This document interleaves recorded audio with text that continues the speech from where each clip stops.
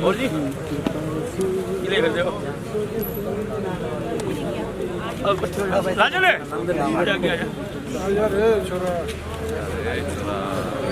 आजा किसे लगे यार साहब निकलो बाहर मकानों से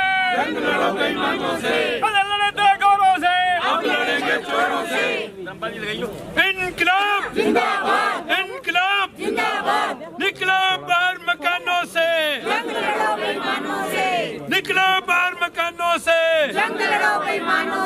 पहले लड़े थे गौरों से अब लड़ेंगे चोरों से पहले लड़े थे गौरों से अब लड़ेंगे चोरों से भ्रष्टाचार का एक ही काल केजरीवाल केजरीवाल भ्रष्टाचार का एक ही काल केजरीवाल केजरीवाल जाग गया भी जाग गया आम आदमी जाग गया जाग गया भी जाग गया आम आदमी जाग गया जाग गया भी जाग गया आम आदमी जाग सर किस तरह का मामला है? आज आप लघु सचिवालय पहुंचे हैं, प्रदर्शन भी किया जा रहा है। मीडिया के साथियों का धन्यवाद।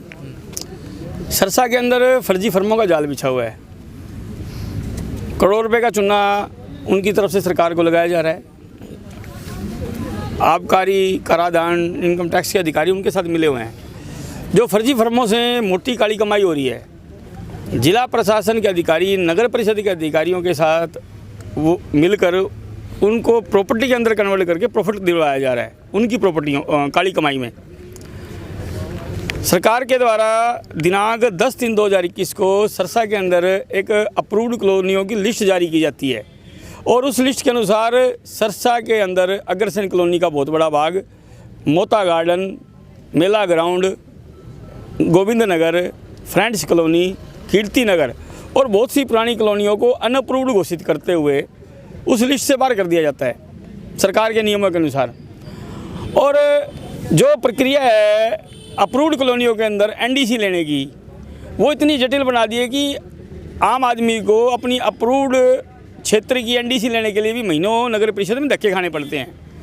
लेकिन नगर परिषद के द्वारा पदम बंसल की पारिवारिक प्रॉपर्टी जो हिसार रोड पर है 4840 गज, जो सरकार की अप्रूव्ड कॉलोनियों की लिस्ट में नहीं है, बगैर किसी नियम के, बगैर किसी प्रावधान के उसको अनअप्रूव्ड से अप्रूव्ड किया जाता है, अवैध से वैध किया जाता है, अनऑथराइज से ऑथराइज किया जाता है, अनाधिकृत से अधिकृत किया जाता है और उसको बाज़ार में करोड़ों के मुनाफे पर बिकवाया जाता है।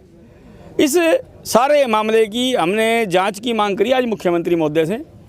हमने मांग करी है कि जो अप्रूव्ड कॉलोनियों की लिस्ट सरकार द्वारा जारी की गई है, जिसके अनुसार शहर के इतने बड़े क्षेत्र को अनाधिकृत घोषित किया है, अवैध घोषित किया है, उस पर तत्काल रोक लगाई जाए और पुरानी व्यवस्था के अनुसार रजिस्ट्रेशन का काम हो और नए सिरे से शहर का सर्वे करवाया जाए।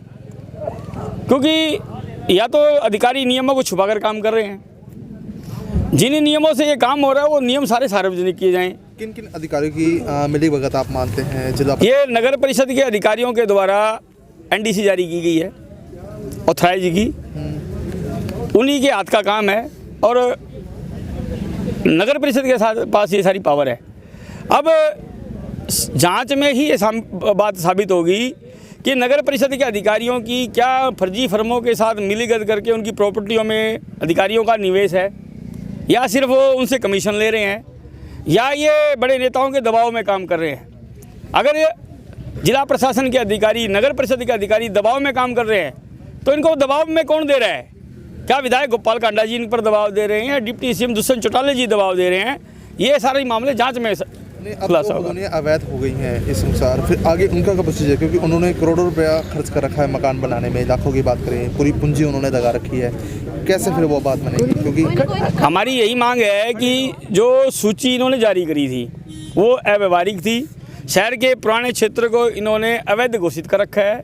अग्रसेन कॉलोनी से पुरानी कोई कॉलोनी नहीं है, वो बहुत पुरानी कॉलोनी बसी है, उसका बहुत बड़ा भाग अनाधिकृत है।